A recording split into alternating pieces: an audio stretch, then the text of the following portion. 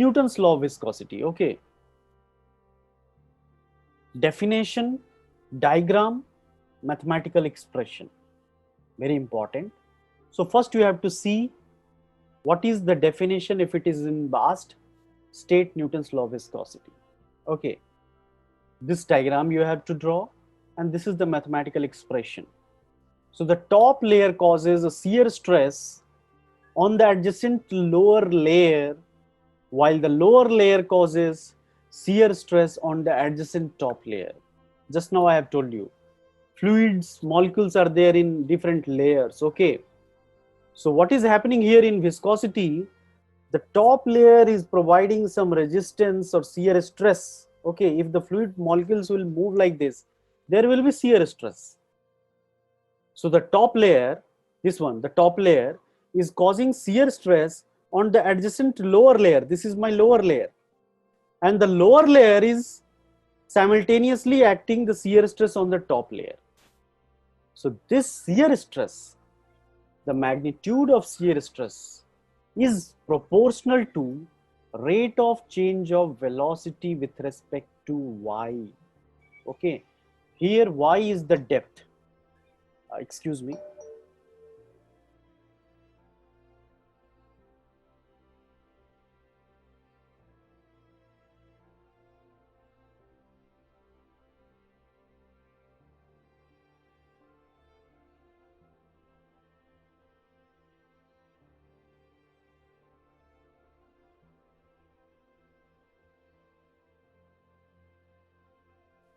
Yeah, we are talking about our Newton's law of viscosity.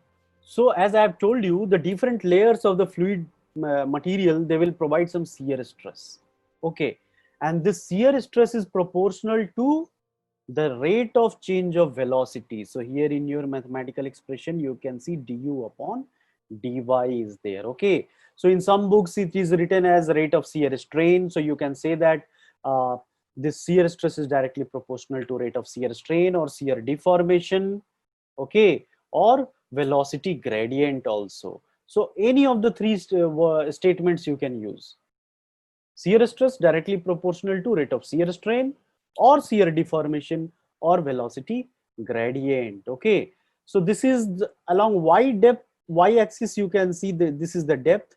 Suppose this is some rigid object is placed over here on which some fluid is flowing. This is the velocity profile. At the adjacent layer, it means suppose this is this mobile I am showing you. Okay, on this is a flat plate, suppose, assume, and on this some fluid is flowing. So the fluid particle just in contact with this surface, okay, there will be velocity will be equals to 0. And as you go ahead, the velocity will increase, and it will come to the mainstream velocity at certain after some certain depth. Okay, so that's why here it is written dy is the incremental depth, and here is the incremental change in the velocity. So mathematical expression you can write over here. If you will remove this sign of proportionality, then we have to bring in some constant term over there. That is called as constant of proportionality, is nothing but your coefficient of dynamic viscosity, where mu is your coefficient of dynamic viscosity. Okay, so mu or the viscosity is also defined as shear stress required to produce unit rate of shear strain. Okay, shear stress required to produce unit rate of shear strain. Okay, this is also one of the definition of viscosity. Okay, now the definition is over. Then the question is, what is unit of viscosity? So we have seen three different systems of unit: MKS system, CGS system, and SI units. Now you have solved so many numericals, and it is now clear to everyone that this SI unit is used everywhere. So once again, I am telling you, remember, direct question for your GATE examination or any competitive examination: SI unit of your dynamic coefficient of viscosity. So you have to tick mark Newton second per meter square. Okay, so here I have asked you to note one important point, that is relation between poise and your Newton second per meter square. Okay, so you have to remember this box. This box is very important. I will zoom it up. 1 poise equals to 1 upon 10 Newton second per meter square. Okay, this you can note down. 1 poise equals to 1 by 10 Newton second per meter square. So this we have seen, what is viscosity, what is Newton's law of viscosity we have seen. Okay, now the next term is coming, that is your kinematic viscosity. So kinematic viscosity is defined as the ratio of your dynamic viscosity and the density of the fluid. Okay, in simple words, if I have to say, I will say nu equals to mu by rho, where nu is your Greek alphabet and mu is and rho. All the three are your Greek alphabets. Okay, so here you can see its unit is length square per unit time. So while solving the numerical, you have seen it is expressed in centimeter square per second. Okay, so in CGS unit, it is called as Stokes. So many times you have seen in the numerical, the unit of viscosity is given in Stokes. So you have to remember 1 Stokes equals to 1 centimeter square per second. And to convert this centimeter square into SI unit, you have to multiply by 10 raised to the power minus 4. Then it will get converted into meter square per second. After that, we have seen effect of temperature on viscosity. Okay, so I will tell in, since this is revision class, so I will go fast. Okay, so all of you please cooperate with me. This is a revision class. Viscosity, effect of viscosity or effect of temperature on viscosity rather. Okay, the viscosity of liquid decreases, okay, with the increase in temperature, while that of gas increases with increase in temperature. The reason is due to, in liquid, shear stress is due to intermolecular cohesive forces. Okay, in the very beginning I have told you, in liquids, okay, shear stress is due to intermolecular cohesive forces. If you want to write down, write down.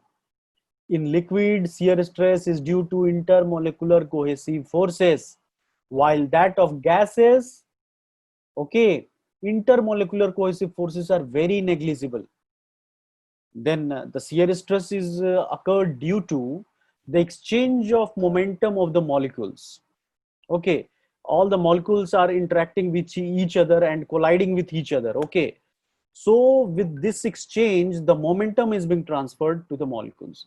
So the shear stress is coming from here.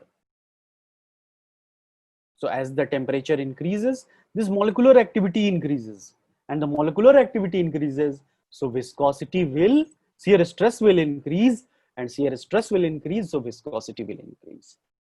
Okay, this is the mathematical relation. If you will write this mathematical relation, then that is very good. Mu equals to mu naught into 1 upon 1 plus alpha t plus beta t square, where mu naught, alpha, beta are constant. Okay. Effect of pressure on viscosity. Under ordinary conditions, it is appreciably affected by the changes in pressure. However, the viscosity of some oil has been found to increase with increase in pressure.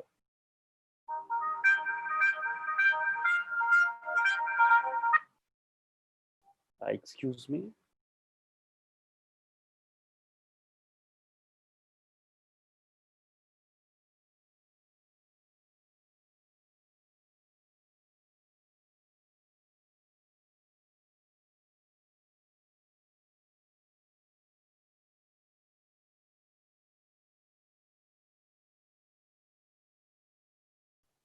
Okay. Now the most important topic that is coming, that is Newton's law of viscosity, that I have already discussed. And based on that, there are some classification of fluids. Okay. This we have discussed in our first class. And this is very important question. Here, there is one graph you can see. On x-axis, you have velocity gradient. On y-axis, there is shear stress. Okay. On x-axis, remember, velocity gradient. On y-axis, you have shear stress. So based on your Newton's law of viscosity, some fluids are categorized. Okay. So if there are some fluid which follows your Newton's law of viscosity, Newton's law of viscosity. So how mathematically you will write? Tau equals to mu into du by dy. If any fluid is following this theory, then that type of fluid is called as Newtonian fluid. Okay, that type of fluid is called as Newtonian fluid. So the definition of Newtonian fluid, a real fluid in which the shear stress is directly proportional to rate of shear strain or velocity gradient, is known as Newtonian fluid. You have to also write down the examples of Newtonian fluid. Here the example is water, kerosene, air. Now coming to non-Newtonian fluid.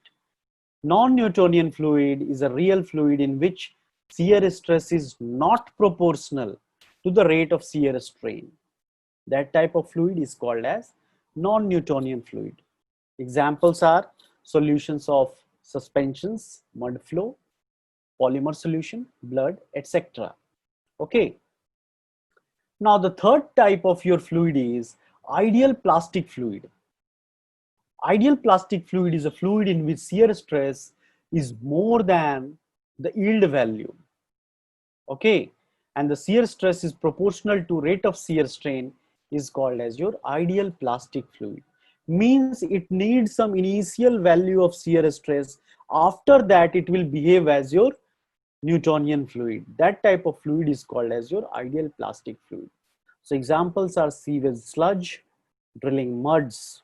Okay, and if you have a fluid having zero shear stress, then that type of fluid is called as ideal fluid, a fluid in which a fluid which is incompressible and having no viscosity. Shear stress is zero means there is no viscosity, is known as ideal fluid.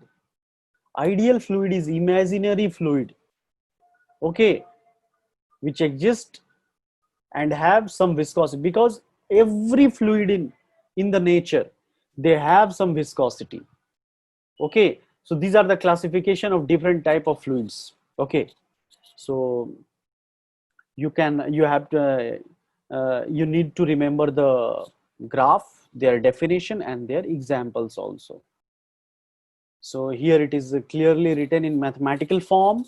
Uh, a true elastic solid may be represented by the vertical axis of the diagram. Here you can see if there is no velocity gradient, then that is perfectly a elastic solid. Okay. The summary of the relations of the shear stress and the rate of angular deformation of various type of fluids is given here. This you can remember. Ideal fluid, tau equals to 0 means shear stress equals to 0 means there is no viscosity. Newtonian fluid means shear stress is directly proportional to your rate of shear strain. Okay. Ideal plastic is shear stress equals to some constant plus mu into du upon dy. Thixotropic fluid is your tau equals to constant plus mu into du upon dy raised to the power n. Here some power is coming. Okay.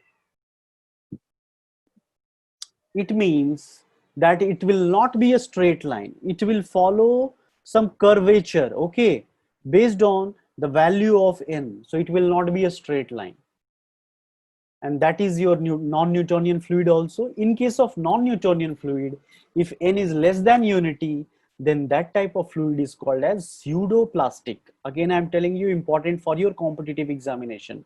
Examples of pseudoplastic is pulp, rubber suspension, while the fluid where n is greater than 1, that type of fluid is called as dilatant fluid.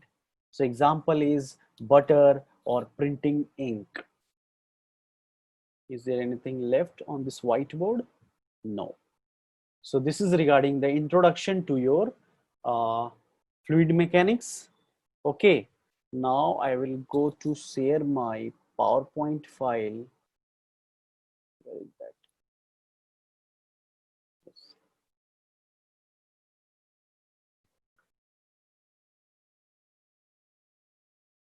So this is the content of your unit number 1. We have seen the definition of your fluid statics, kinematics, dynamics. I'll go fast. Okay, so you try to maintain the speed. These are the important questions for your short question type. Okay, immaterial for this examination. Now there are some numericals based on those relations between your specific weight, density, and gravity. I'm not going in much detail. Yeah, here. This is the numerical based on your Newton's law of viscosity. Okay, that tau equals to mu into du upon dy. So if in the question there will be some velocity profile will be given, like if the velocity distribution over a plate is given, u equals to 2 by 3 y minus y square, in which u is velocity in meter per second at a distance y meter above the plate, determine the shear stress. Okay, so it is asking, it has given some velocity function that the fluid is flowing over a plate with this function where y is the depth and u is the velocity. And now it is asking for shear stress. The tau value it is asking at y equals to 0 and y equals to 0.15 meter. Okay, in the question dynamic viscosity's value is also given 8.36 poises. Okay, so how to solve such type of questions? So for such type of questions, you have to first write, you can wait, yes, you have to remember this basic equation of Newton's law of viscosity, tau equals to mu into du upon dy. Okay, and from here you have to see what are the parameters that is given. So dynamic viscosity is given. Okay, it is given in poise, so you have to convert it into SI unit. SI unit is Newton second per meter square, so you have to divide it by 10 as it is done here. Now the velocity gradient, the function u is given, so you have to differentiate it, so you will get du upon dy will be equals to 2 by 3 minus 2y. Okay, and it is asking for y equals to 0 and y equals to 0.15. So let's calculate this at y equals to 0. So you have to substitute y equals to 0, then you will get your velocity gradient at that location. Similarly, y 0.15 meter, if you will substitute this value here, then you will get this value. Okay, now finally you have to put all these two values in your main equation to get the value of shear stress at different depth location. So this is simple numerical.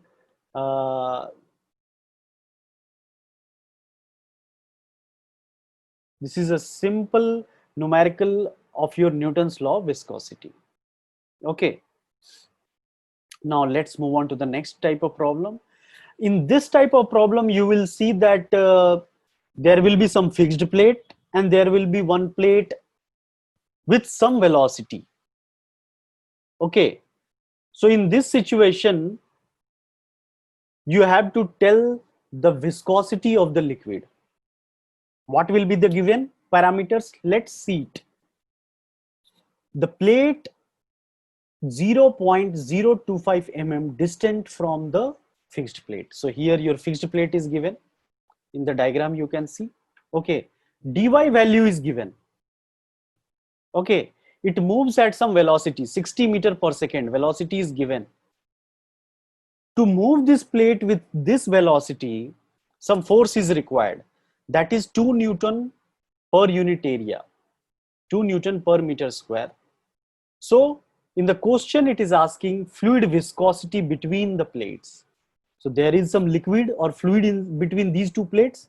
So what will be the viscosity of that plate, that fluid? Okay, so one thing that you have to keep always in mind while solving any numerical, read the numerical carefully, write down what are the given data, okay, what information it is giving, what it is asking. So here it is clearly asking, it is asking fluid viscosity. and which relation you can use to determine that parameter. Okay, so here it is crystal clear that you have to use tau equals to mu into du upon dy. While your preparation, when you are studying for the preparation of any exam, you keep a separate small notebook where you can write all the formula used in that unit. Okay, so like the different formulas that we have seen, excuse me.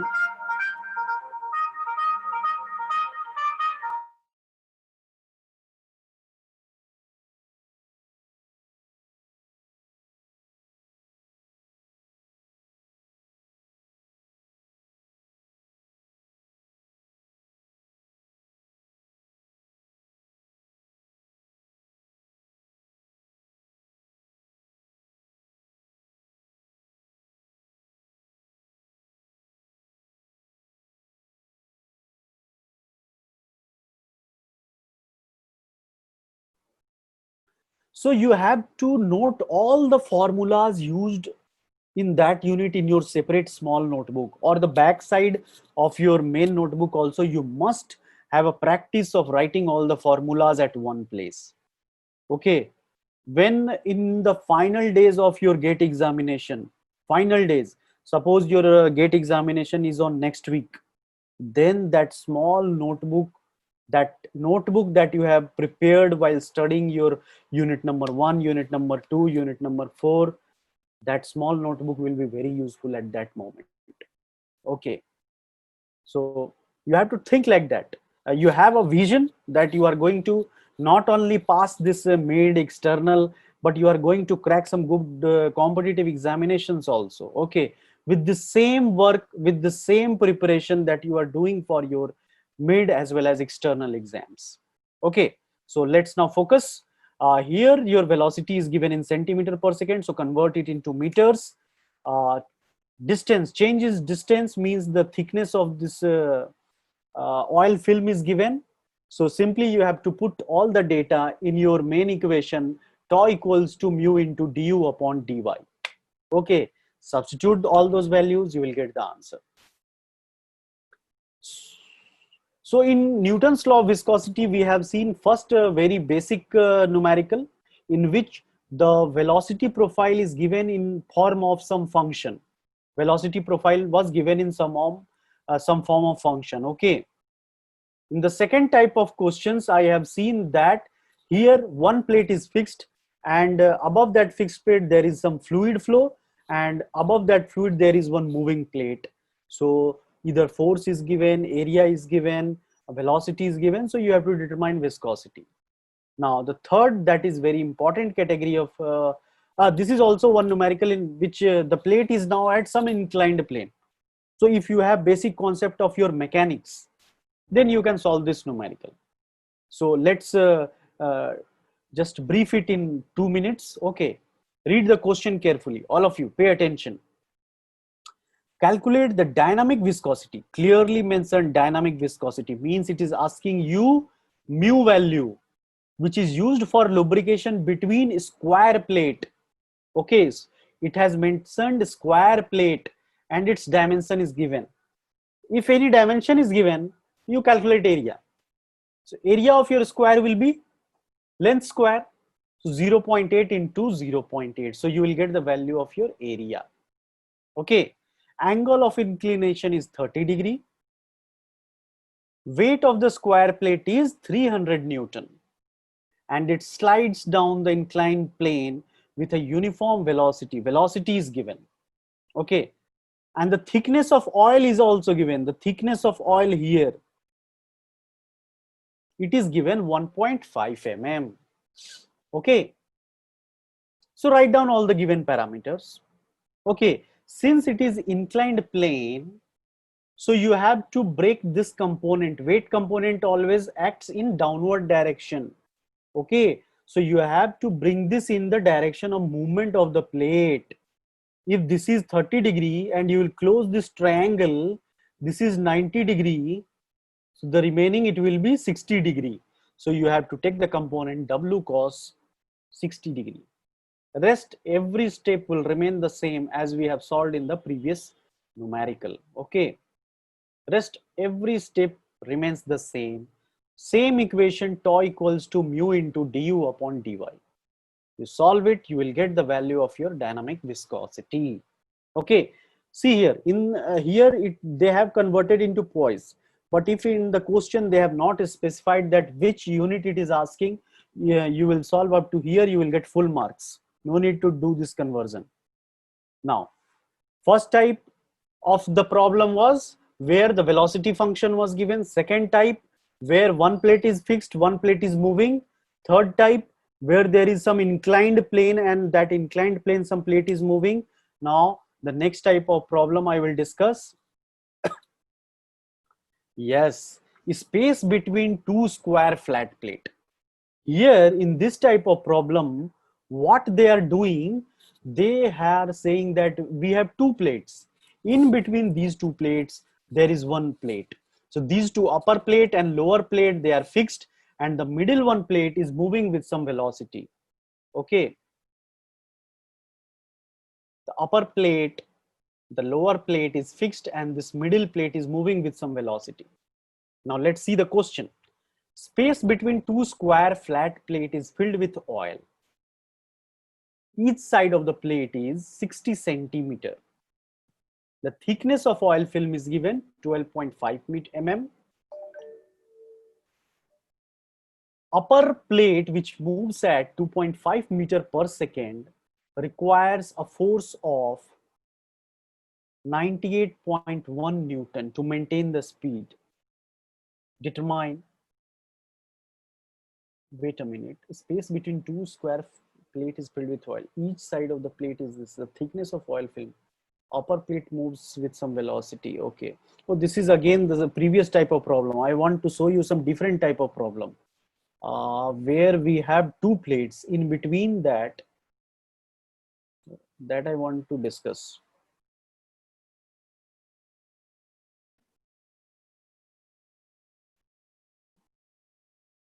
Yeah, this type of problem. This is also often asked in your many examination. Okay. So here you can see two large plane surfaces or 2.4 centimeter apart. Okay, you can see the plate number 1. This is your plate number 2. They are apart 2.4 centimeter away. The space between the surfaces is filled with glycerine, clearly mentioned glycerine. These two plates are filled in between glycerine.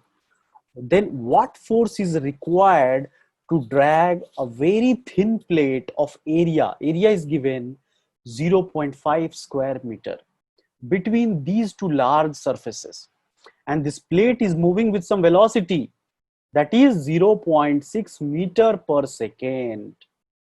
Okay, now what the question is asking. Okay, it is asking for what force is required. Here force is required.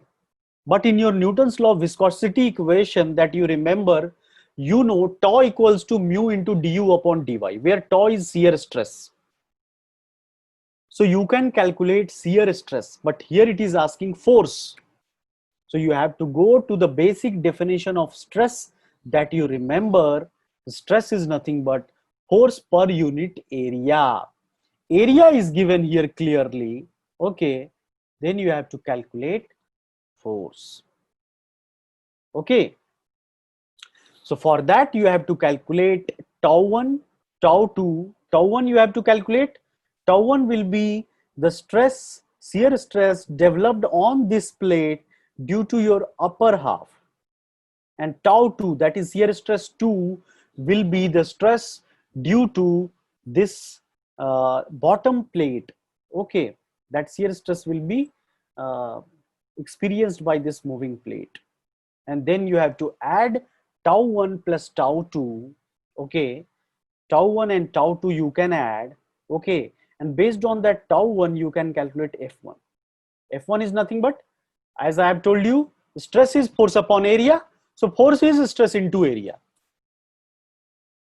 So keep this in mind. First unit, tau equals to mu into du upon dy. Okay, if you know the tau, shear stress, then force, you can calculate stress into area. This is the basic funda. You will solve this numerical. Only thing that you have to keep in your mind is the distance. For this numerical, distance is equal on both the sides. In other numerical, maybe the distance is varying. Okay, here you can see the distance is not equal. Okay, so what parameter will change if the distance is not equal? The parameter that will change is your dy value. Here you can see for F1 when you are calculating, okay, all of you be careful. Okay, for a small moment of time, if you will distract your mind, you will be completely cut off from the class. So be very attentive. Okay, F1, that is your force will be stress into area. Stress is tau into area, tau. And tau is mu into du upon dy. Mu is the viscosity that is given in the numerical. U is your velocity that is given in the numerical, dy. So for first case, you have to take 1.6 centimeter. So they have converted into meter, 0.016. Okay, so they have obtained some value of force. For the another case, what is the value of dy? The value of dy is 0.8 centimeter. So they have written 0.8 upon 100. So this is the third type of problem that is normally asked in your Newton's law of viscosity. So we have seen once the velocity profile is given, another case one plate is fixed, another plate is moving. Third case where two plates are now fixed and in between these two plates some plate is moving. And this is the last case where the plate is vertical. So basic funda will remain the same. You have to write down the given data. You have to write down the equation tau equals to mu into du upon dy. Okay. And then you have to substitute the values, take care of unit conversion, and you will get the answer. So this is regarding your Newton's law of viscosity. Now, compressibility and bulk modulus of elasticity. Okay, bulk modulus of elasticity, you might have studied in your solid mechanics as well. Okay, now we will see the definition of compressibility. Compressibility is the reciprocal of bulk modulus of elasticity, that is represented by K, which is defined as the ratio of compressive stress to volumetric strain. Okay, where volumetric strain is change in volume upon original volume. Okay, so as I have told you, it is defined as the ratio of compressive stress to volumetric strain. Here you can see K is given by the ratio of increase in pressure, that is your compressive stress, to the volumetric strain. Okay, and this is your bulk modulus, and inverse of your bulk modulus is your compressibility, that is 1 by One K, by K. where K is your bulk modulus. Who is this person? Sir, 18K 325, sir. You please mute yourself, okay, because Okay. it will break the flow. Okay, sir. If I'll ask any question, then I'll ask you to unmute. If you want to ask any question, you type in the chat box. Okay. Now, after this, another important topic is your surface tension. Surface tension. If you remember in your surface tension, okay, I'm taking water. By that time, you see the definition of surface tension. It is on your screen.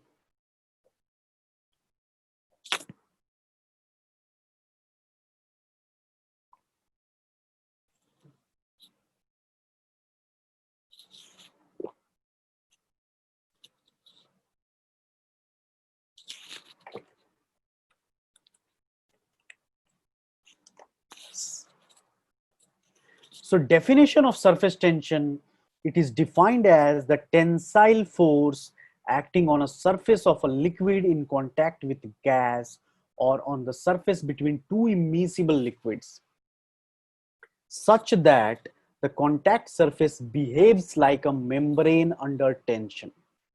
Okay, the unit of surface tension is, so definition is important. These two lines are important. What is surface tension?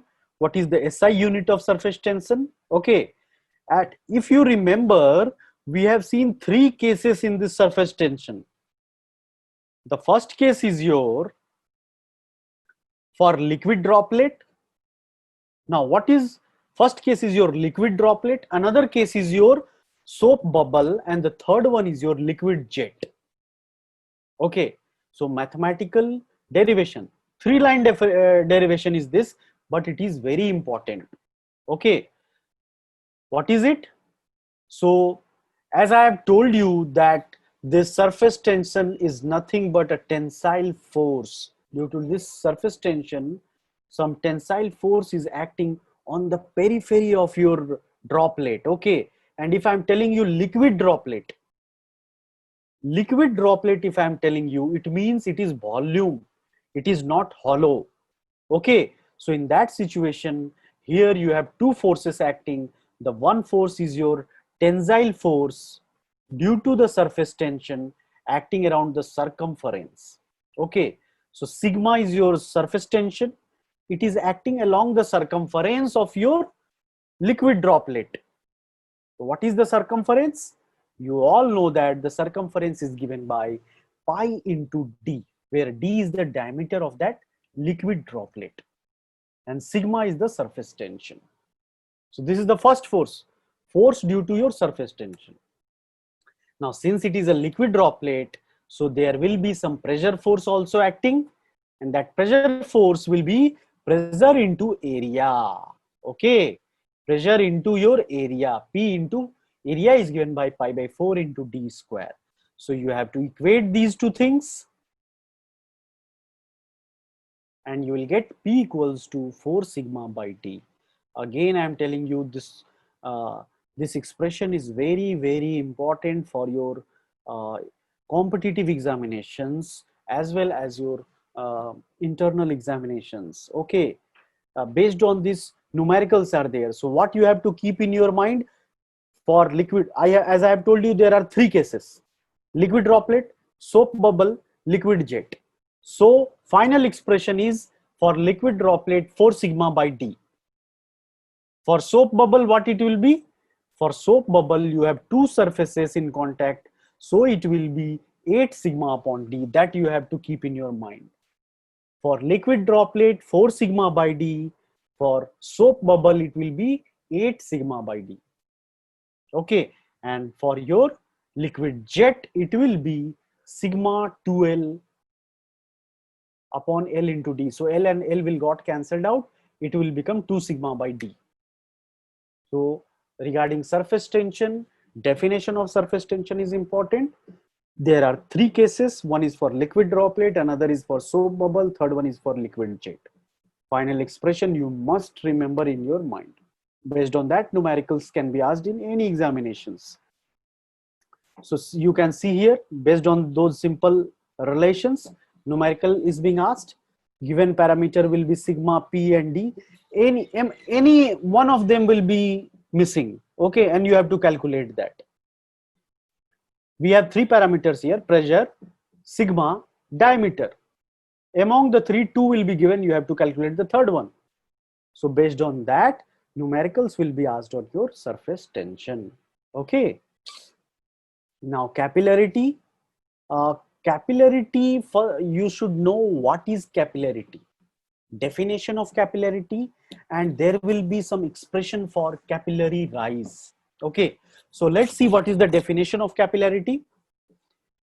Capillarity is defined as the phenomena of rise or fall of a liquid surface in a small tube relative to adjacent general label of the liquid when the tube is held vertically in the liquid.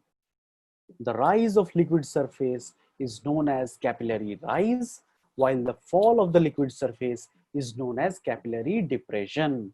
It is expressed in terms of mm of liquid. Okay, so this is the definition that you must remember.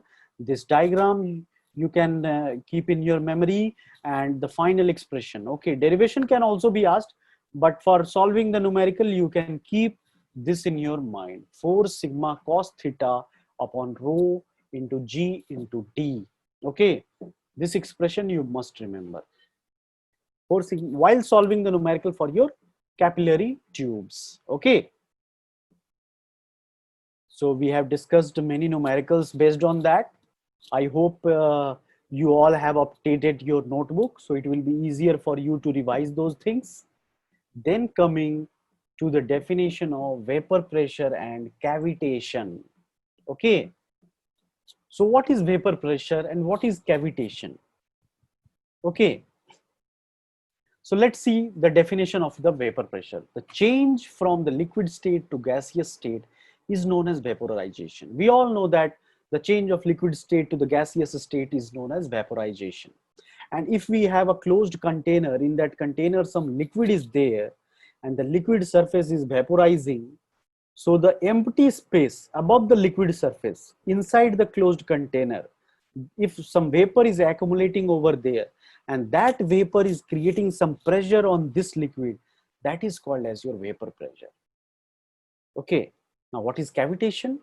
Cavitation is what happens sometimes whenever there is some flow of liquid inside a pipeline. Okay, at some locations, due to the change in cross section or due to the turbulence inside that pipeline, there can be some spots where the vapor the pressure of the liquid drops to the vapor pressure of that liquid. At that location, small molecules of the liquid can vaporize.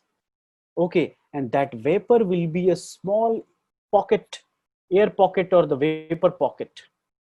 Once that vapor pocket will travel from place 1 to the place 2 inside that pipeline, location 1 to the location 2, the pressure will change. Okay, and the vapor will collapse. The moment that it will collapse, there will be intense rise in the pressure. Okay, and it normally occurs near to the surface of the liquid pipelines. And when that vapor burst, there is an intense pressure rise in that location, and that causes a pitting on the surfaces of that pipelines. This phenomena is called as your cavitation. I have told you the concept behind it. For definition, you can prefer my notes. It is provided in the video lecture as well as the PPT format given to you. The concept I have explained you. Then coming to the last part of your unit number 1. Okay, pressure and its measurement. Now, in pressure, first we have seen what is the definition of pressure. Pressure is force per unit area. Pressure is force per unit area. This is the simple definition. We all know. Unit of pressure you should know.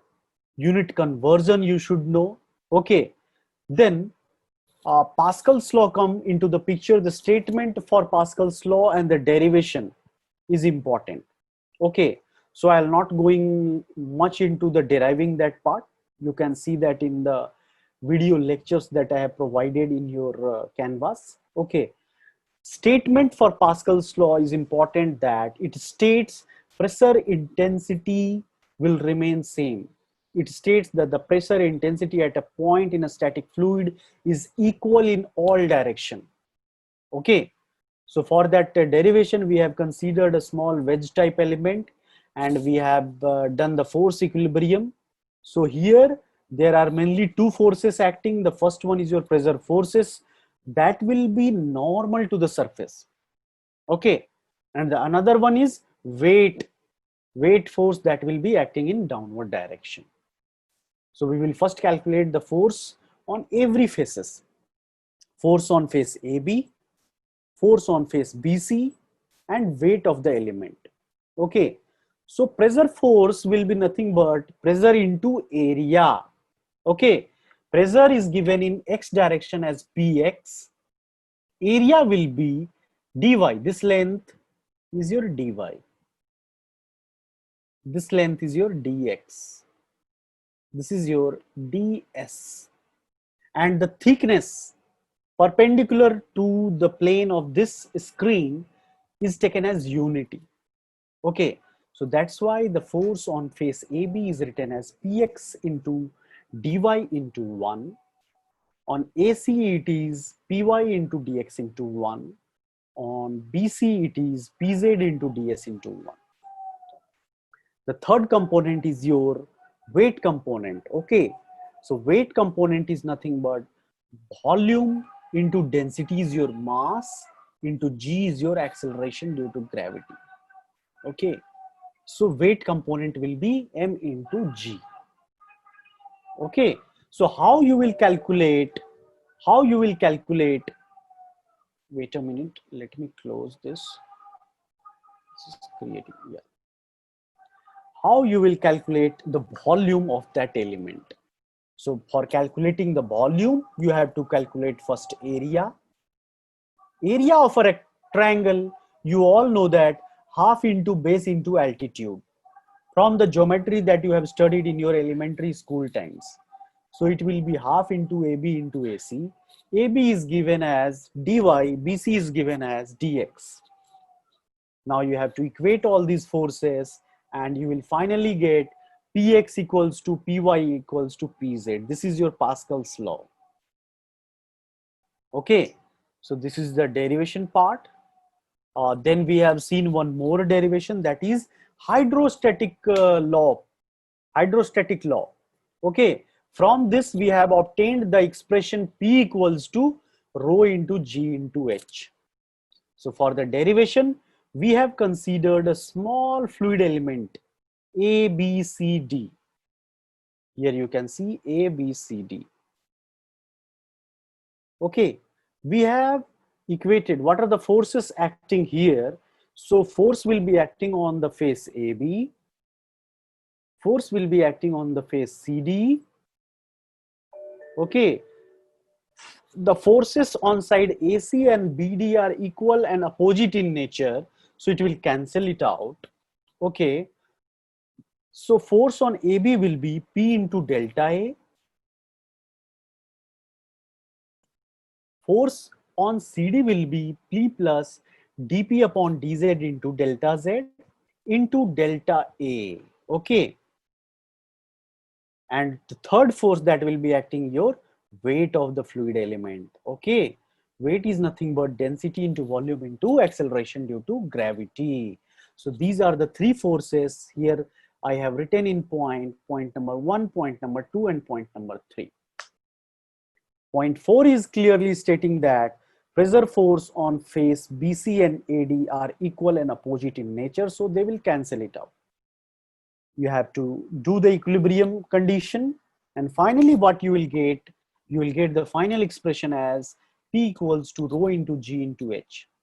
This expression will be used to solve many equations based on your Pascal's law as well as your manometers as well. Okay, so this is regarding your hydrostatic law. Then these are the numericals based on your Pascal's law.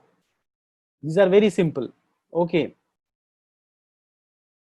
now again, absolute pressure, gauge pressure. I have given the definition in a very good way. So I will take a 1 or 2 minute break. So you people, I want any one person who can explain me what is atmospheric pressure and what is gauge pressure. Anyone from the class, open, this question is open to all. One person at a time. You can unmute yourself and tell me what do you mean by atmospheric pressure and what do you mean by gauge pressure.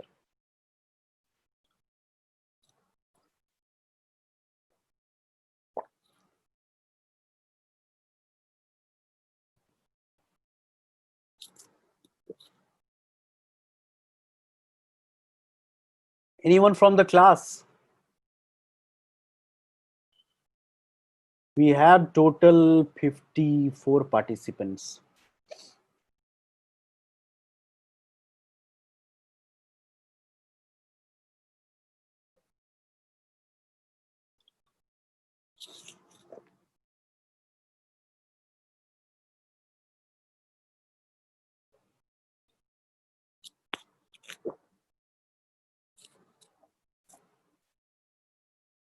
No one?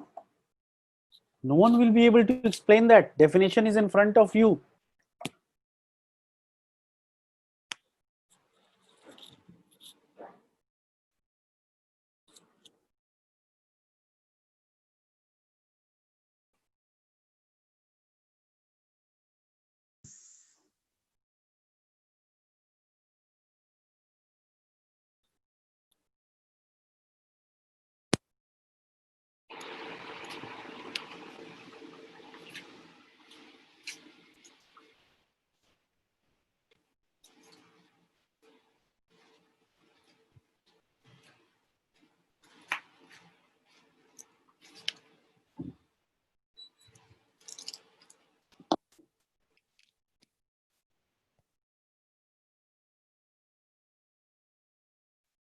Okay, anyhow, I was expecting some answers.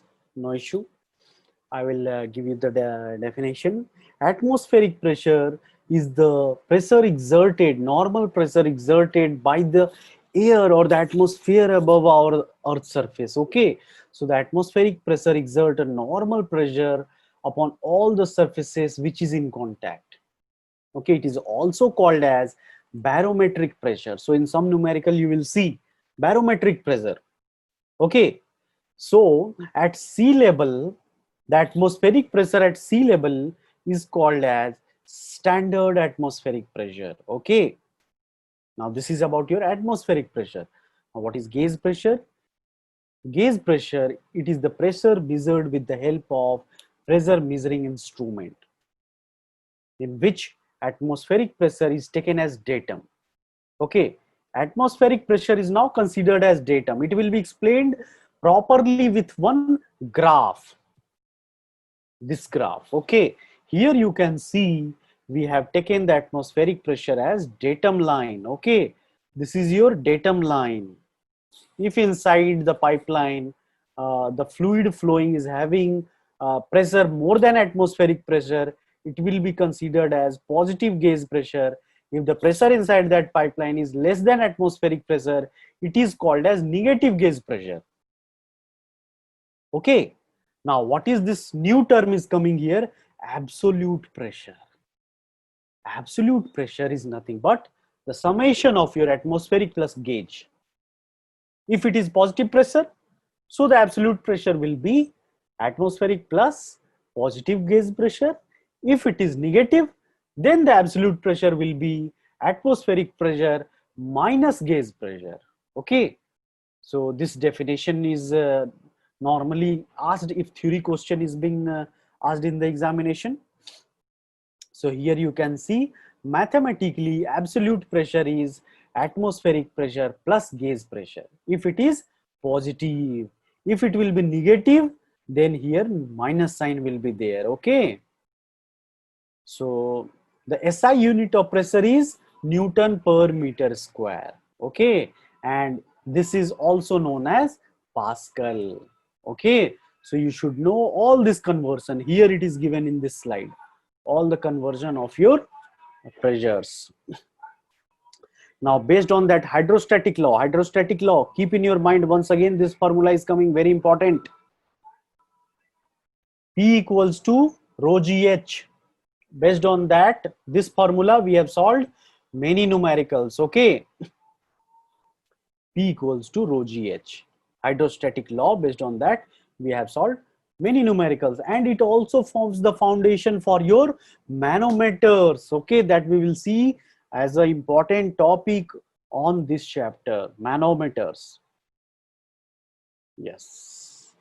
So from here, theory as well as numerical, both questions can be asked. Questions can be, what are manometers? What are the different type of manometers? Explain them with a neat sketch.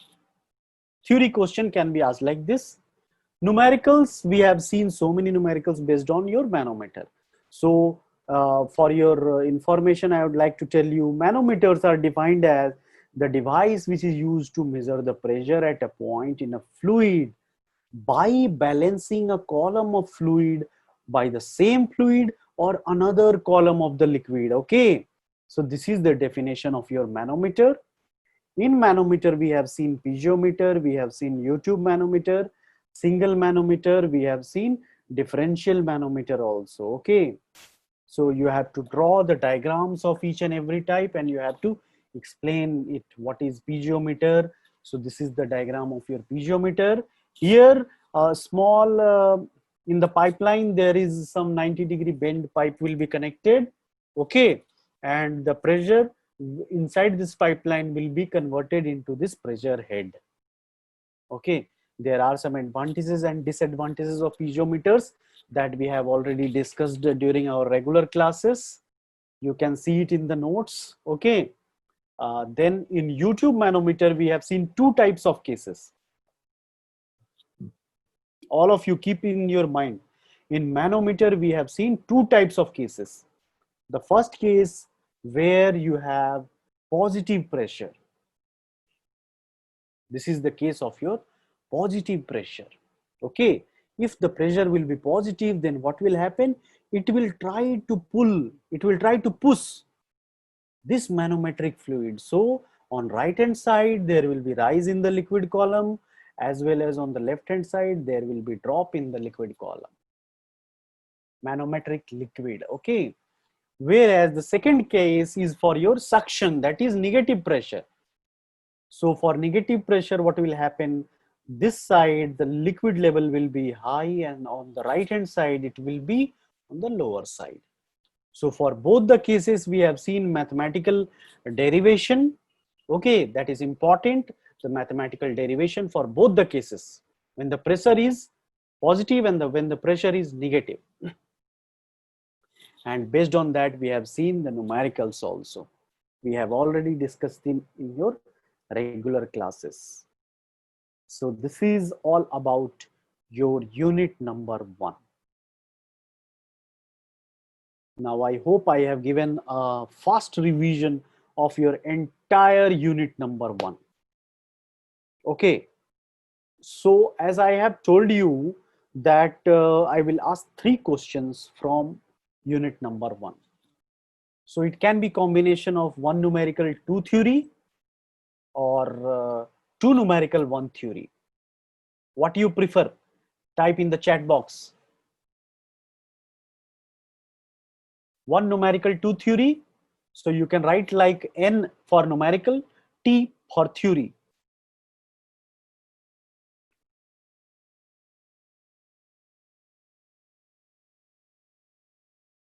Let's put your opinion open to all. I want to see why you people are afraid of numerical. One thing I would like to tell you that numerical are the way that you can hit the bullseye, because here you have very simple formulas. Okay. If you have written the proper formula, substitute the proper values, you will get perfect answer, and none of the examiner or evaluator can deduct a single marks from that. Anyhow, I have taken the survey. What is the student's choice?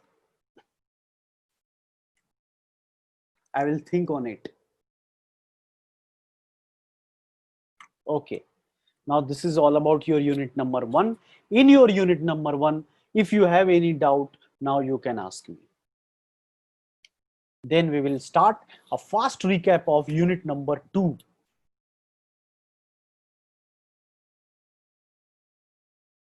If anybody is having any doubt, you can ask me. You can type in your chat box. Sir, once again, Bernoulli's equation. Can you explain it, sir?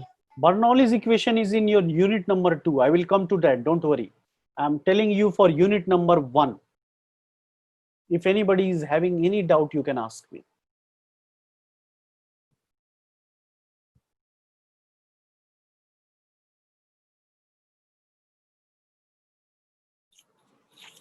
Okay, it means this unit number 1 is clear to everyone. Okay, so I want everyone to finish the preparation of this fluid mechanics today. After the class, you all sit down and prepare for your mid examination. Now I will close this PPT and I will open the PPT for your chapter 2.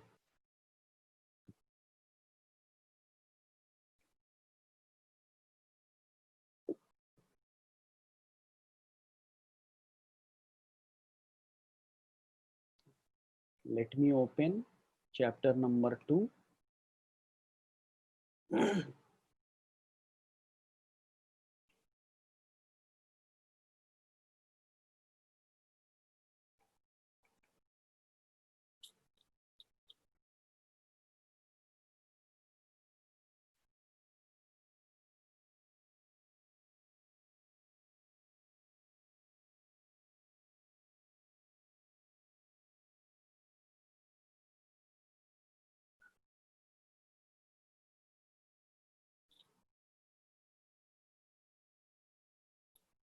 Yes.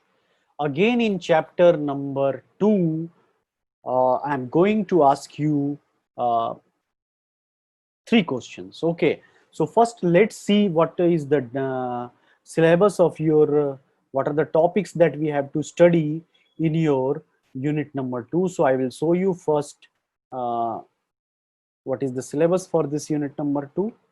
I will paste it here. Later on, I will delete it.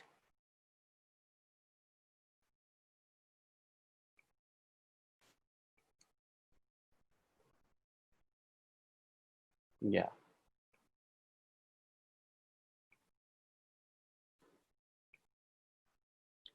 So as you can see here, unit number 2 is having 2 parts.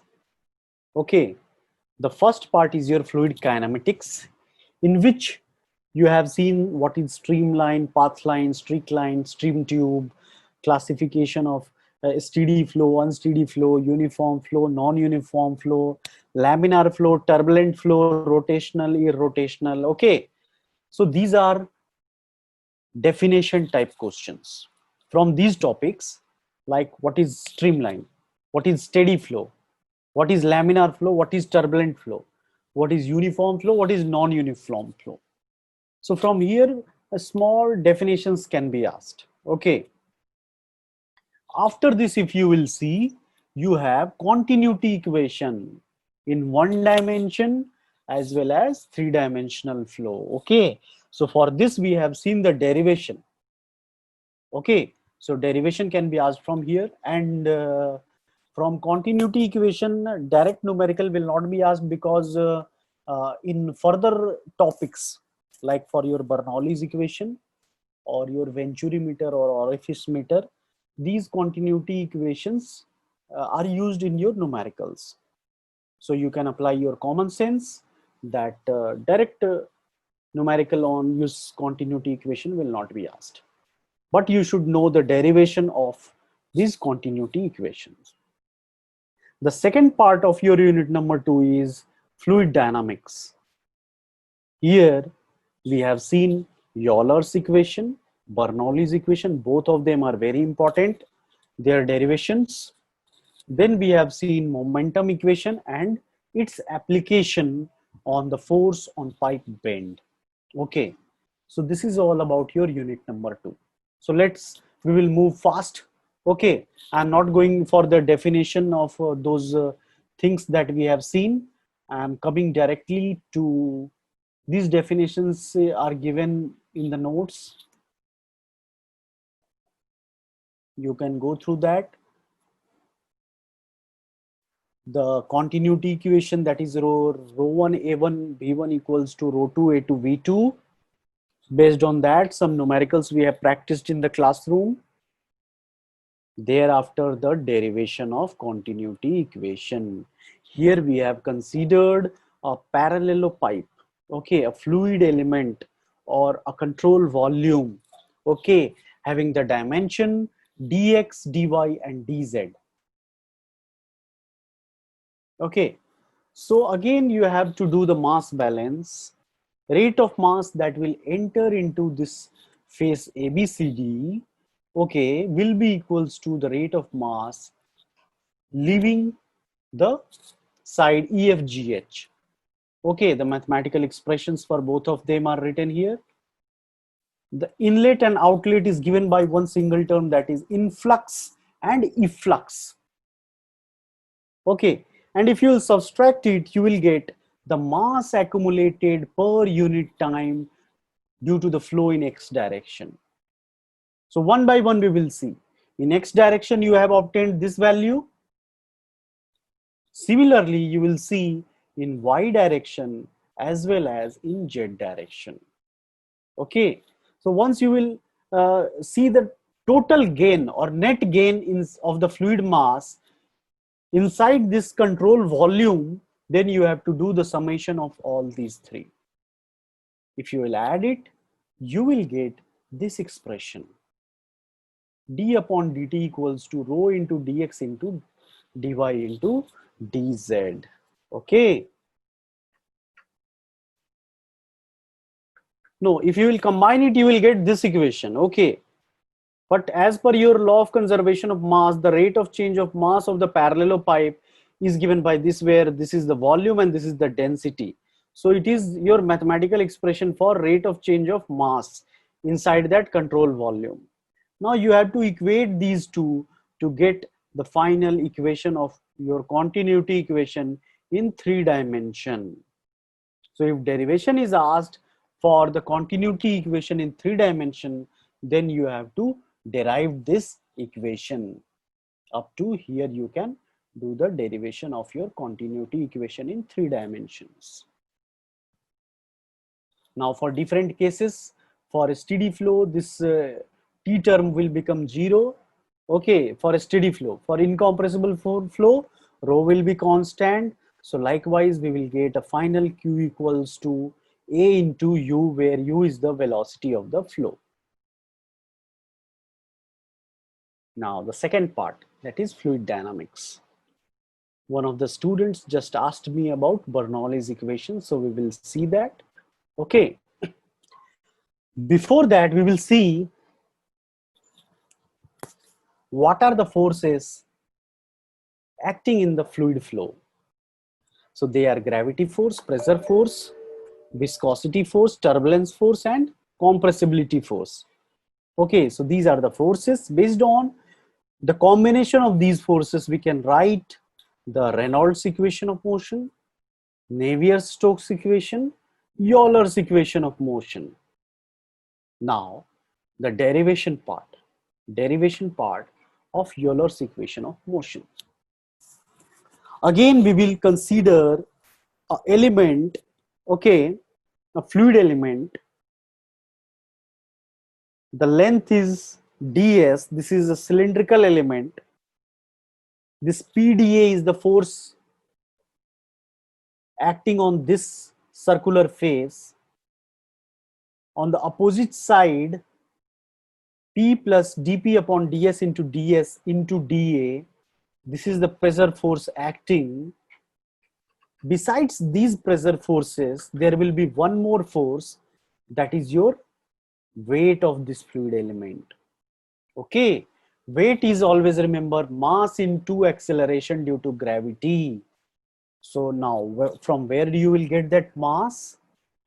Mass equals to, you will get it from density equals to mass by volume. So mass will be density into volume. Okay.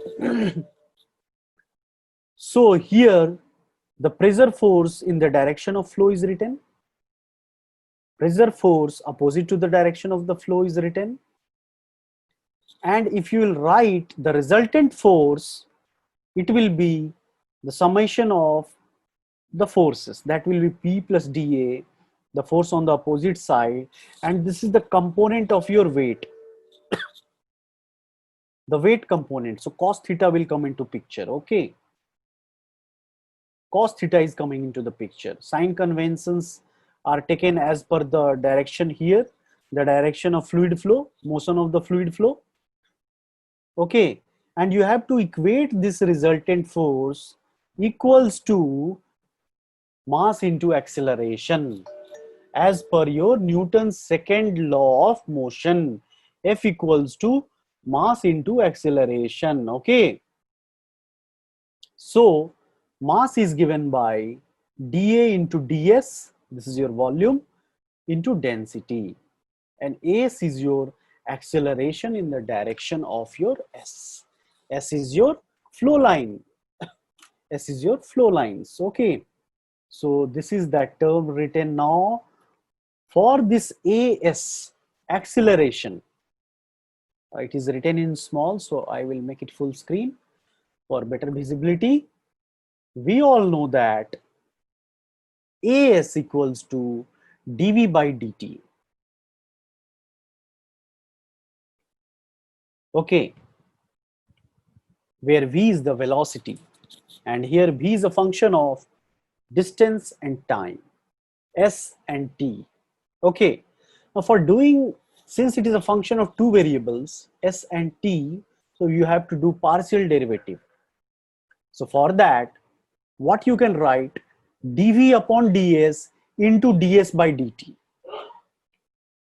dV upon ds into ds by dt plus dV by dt. Okay, so here for this term, that is ds by dt, we can write velocity term.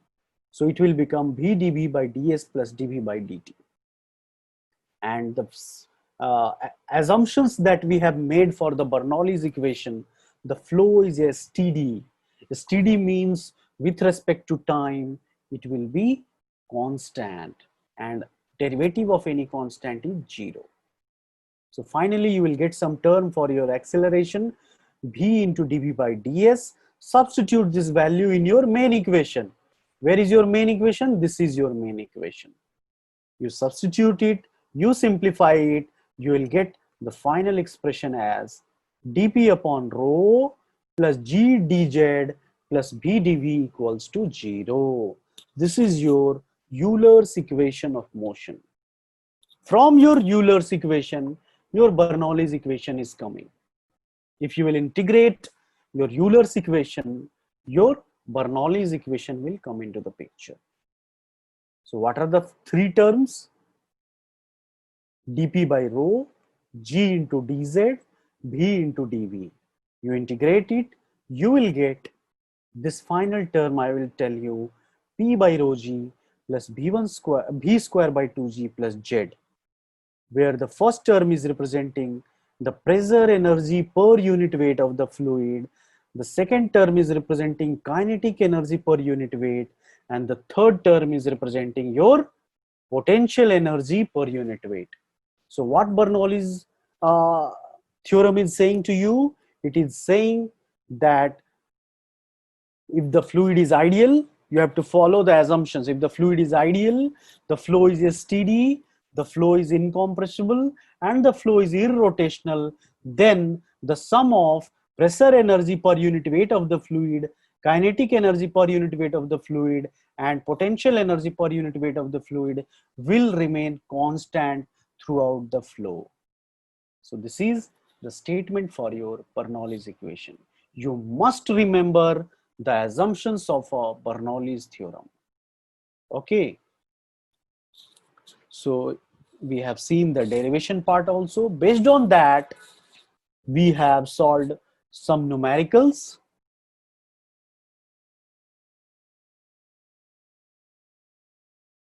Based on that, we have solved some numericals on your Bernoulli's equation. Okay. Simply keep in your mind, while solving numerical based on your Bernoulli's theorem, you have to keep two things in your mind.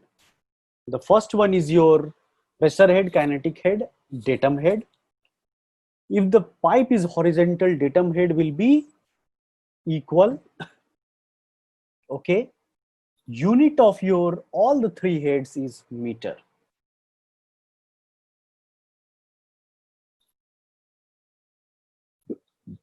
Okay. So this is the unit of your pressure head, datum head, and kinetic head. Always remember it will be in meters. While solving the numerical, you need the help of your continuity equation as well. Okay, so you have to use continuity equation as well as your Bernoulli's equation. So if you are remembering these two formula, a1 v1 equals to a2 v2 equals to discharge, and your Bernoulli's equation, that is p1 upon rho g plus v1 square upon 2g plus z1 equals to p2 upon rho g plus v2 square upon 2g plus z2. Then you can solve any numerical based on your Bernoulli's equation and continuity equation.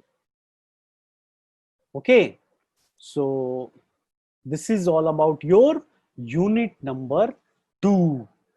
Now coming to your third unit, if you will see here, where it is gone, yes, in your unit number 3, I have taught you the application of Bernoulli's theorem. What are the applications of Bernoulli's theorem? Venturi meter, orifice meter, pitot tube. Very important topic. Once again, I am telling you, very important topic from your unit number 3. As I have told you, one question will be asked. Okay, so you have to prepare for the derivation of Venturi meter, or any numerical can also be asked on this Venturi meter. Similarly, the derivation of orifice meter or any numerical can be asked on this orifice meter, or your same is the case for your pitot tube also. Okay. So we will see the definition of Venturi meter. It is a device used for measuring the rate of flow of a fluid through a pipe. You have to remember the diagram.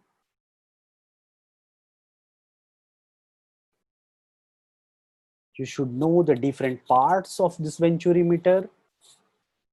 Converging part, this throat, and this diverging part. Okay. Based on that, we have considered two sections. Section 1 at your diameter D1, section 2 at your throat section.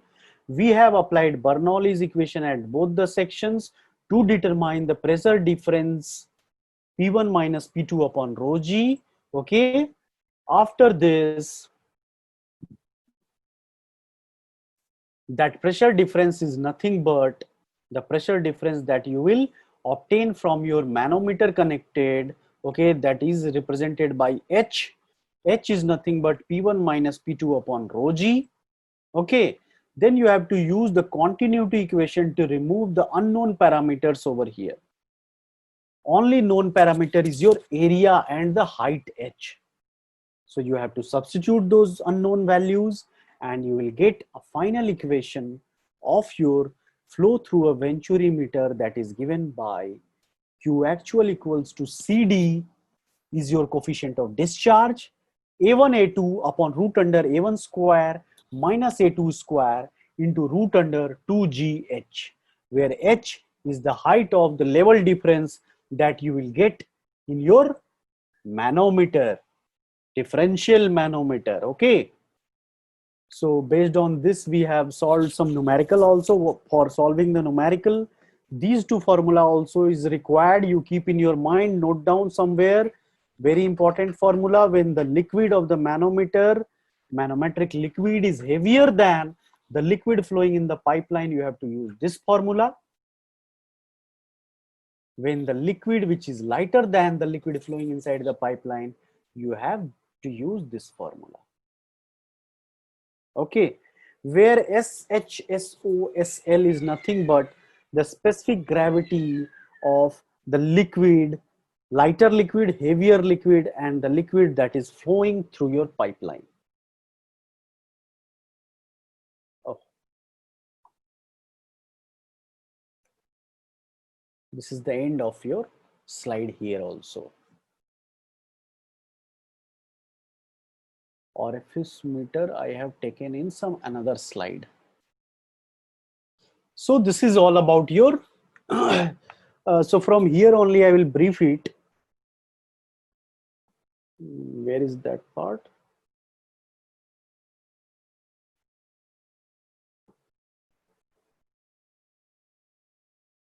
I'll take here one more slide.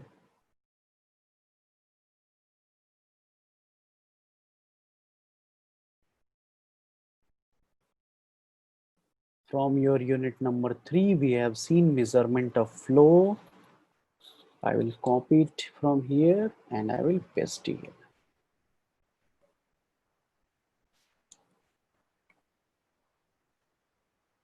Pitot tube, Venturi meter, orifice meter. The practical applications of your Bernoulli's theorem. So these are important from your unit number 3.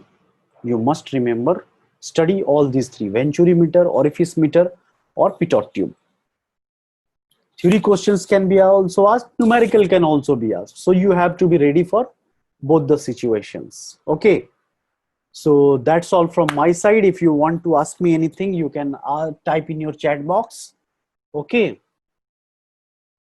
I have given you 2 sets of assignment in your Canvas. Many of the students have submitted it, and the remaining student who have not submitted it, uh, uh, it will be helpful for you people only. Okay, it is not going to help me anyhow. So you complete that assignment and submit it. And for those students who have not solved the problem with themselves, however they have copied it from someone else, please go through it and practice it so that you will not face any problem for your any of the examination, not only this mid examination, any of the examination. That's all from my side. I'm going to end the meeting. All the best.